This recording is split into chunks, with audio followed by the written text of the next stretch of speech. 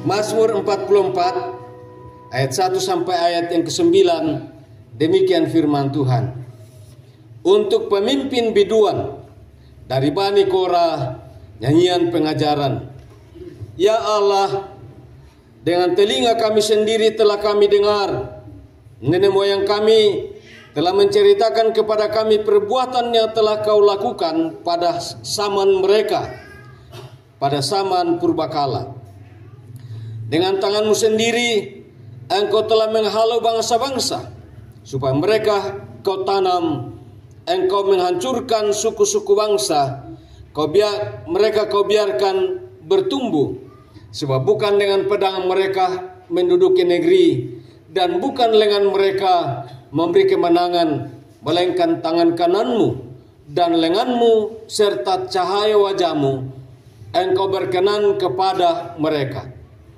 Engkaulah Rajaku dan Allahku, yang memerintahkan kemenangan bagi aku. Dengan engkaulah kami mendesak mundur para lawan kami. Dengan namamu lah kami menginjak-injak orang yang bangkit menyerang kami. Sebab bukan kepada panahku aku percaya, dan pedangku pun tidak memberi aku kemenangan.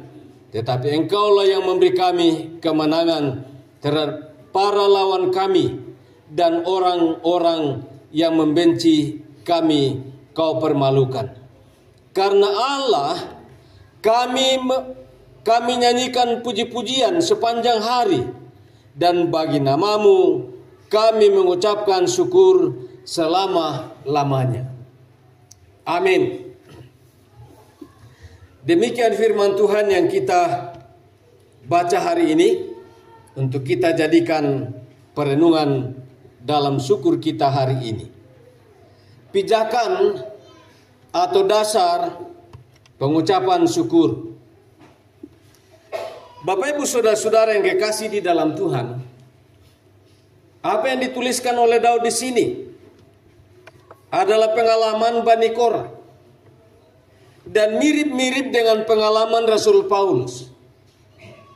Bagaimana dia bersyukur kepada Tuhan atas anugerah Tuhan, atas berkat Tuhan yang Tuhan karuniakan bagi mereka.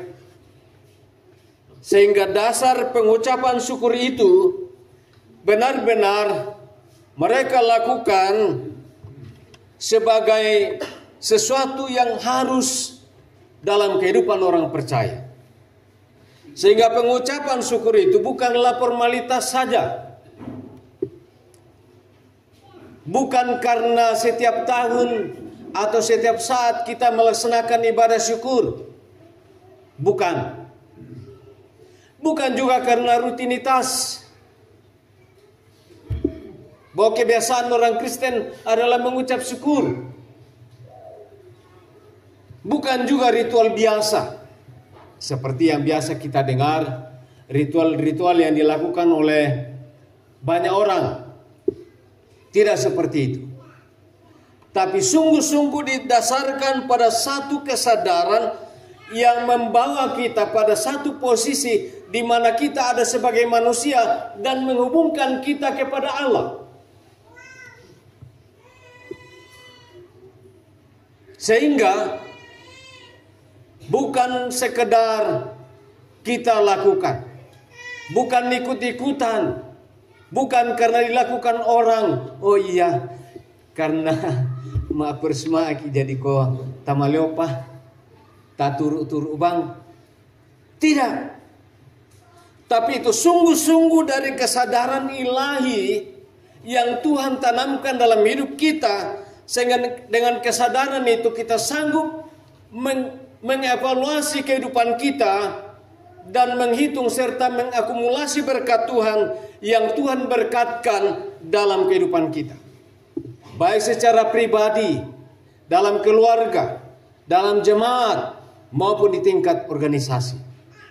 Nah, karena itu, mari kita belajar beberapa hal yang akan menjadi dasar pijakan pengucapan syukur, sehingga pengucapan syukur kita benar-benar bermakna, membawa berkat dan membawa semacam satu kekuatan atau spirit rohani untuk menjalani kehidupan yang Tuhan percayakan.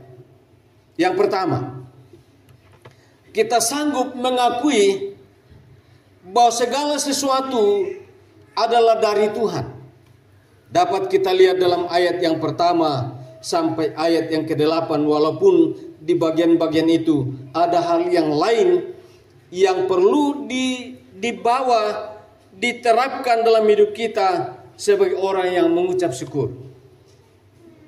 Sekali lagi, membawa kita pada kesadaran untuk menghitung berkat Tuhan, mengakumulasi berkat Tuhan itu, sehingga itu akan mendorong kita untuk bersyukur kepada Tuhan atas berkat-berkat itu. Dalam banyak hal yang dijelaskan di sini, mereka mendengar dari cerita nenek moyang mereka. Ini bangsa Israel, dan tentu terjadi juga dalam kehidupan kita. Dan ini harus, seperti yang sering saya katakan, harus diwariskan dari generasi ke generasi, dari cucu cicit kita, sehingga mereka menjadi generasi yang tahu bersyukur kepada Tuhan. Termasuk kita yang hadir hari ini.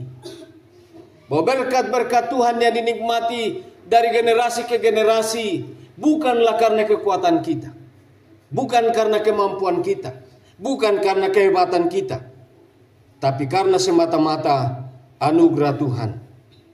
Sehingga dikatakan bukan dengan panahku, bukan dengan pedangku, aku mendapat kemenangan, kami mendapat kemenangan, tetapi semata-mata karena anugerah Tuhan. Amin. Kalau ada kesadaran seperti itu dalam diri kita, kita tidak akan merasa hebat seperti orang yang orang katakan takabur. Tak mau nakilalai kalena. Tapi itu akan membawa kita sekali lagi kesadaran bahwa berkat Tuhan yang kita nikmati dari generasi ke generasi itu adalah semata-mata karena kemurahan Tuhan bagi kita. Sehingga itu perlu dilanjutkan, diwariskan dalam generasi kita berikutnya, sehingga benar-benar kita sebagai orang percaya, ketika kita mengucap syukur, berada pada pijakan itu. Dengan kesadaran sekali lagi, menyadari bahwa segala sesuatu yang kita nikmati adalah anugerah Tuhan. Coba kita hitung-hitung. 1 tahun yang lalu, dalam banyak berkat, dalam banyak pengalaman, walaupun banyak yang mengecewakan, banyak yang menyakitkan, banyak yang merugikan, tetapi sekali lagi, dalam kondisi apapun, dalam senang atau susah, kita harus bersyukur. Dalam keadaan senang tertawa, dalam keadaan kelimpahan, dalam keadaan kekurangan, kita harus bersyukur kepada Tuhan, karena itu adalah kehendak Allah. Ketika kita bersyukur kepada Tuhan, seperti yang saya sudah sampaikan pada tahun yang lalu, itu memenuhi perintah atau kehendak Allah dalam hidup kita. Sehingga semakin banyak bersyukur, itu adalah olahraga rohani kita.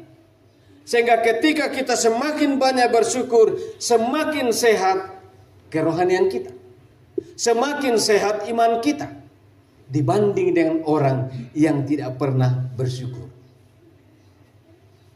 Sekali lagi, semakin banyak bersyukur, memenuhi kehendak Allah, merupakan olahraga rohani kita, dan semakin banyak bersyukur akan membuat iman kita, kerohanian kita sehat. Dapat kita periksa diri kita, apakah kerohanian kita sehat? Masing-masing kita tahu. Yang kedua, ketika kita bersyukur, selain kemampuan kita menyadari berkat Tuhan yang Tuhan berikan bagi kita, menghitung, mengakumulasi banyaknya berkat Tuhan itu, lalu membawa kita bersyukur. Yang kedua adalah membawa kita menempatkan Allah di atas segala-galanya dalam hidup kita. Tidak ada yang lain. Walaupun kita hebat, walaupun kita pintar, tetapi tidak seberapa dibandingkan dengan pengagungan kepada Allah.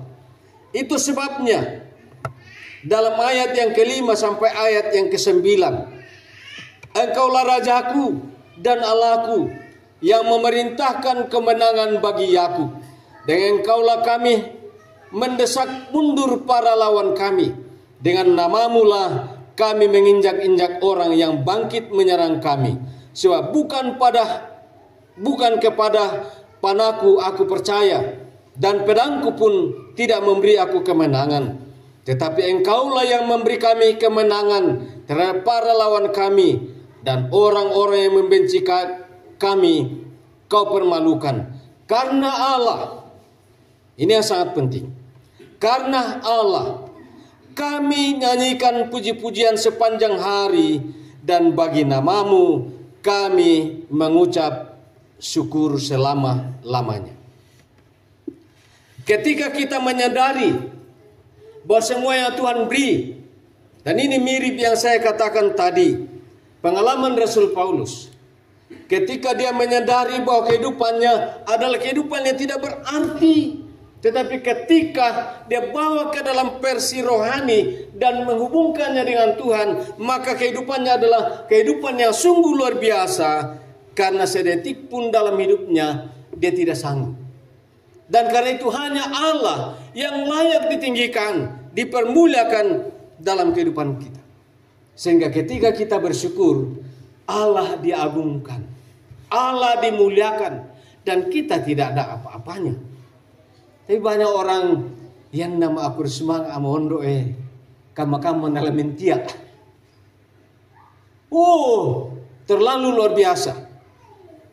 Tapi orang yang sungguh menyadari bahwa ketika bersyukur kepada Tuhan, dia tidak ada apa-apanya, dan Allah yang dimuliakan, ditinggikan dalam hidupnya. Sehingga ketika kita mengucap syukur hari ini atas berkat Tuhan yang kita nikmati secara pribadi, yang kita nikmati dalam keluarga, yang kita nikmati dalam jemaat, yang kita nikmati secara nasional, organisasi Gereja Kibait pada tanggal 4 Juli yang lalu, organisasi kita berumur 89 tahun, maka semua itu harus dijadikan pijakan untuk mengagungkan Allah dalam kehidupan kita.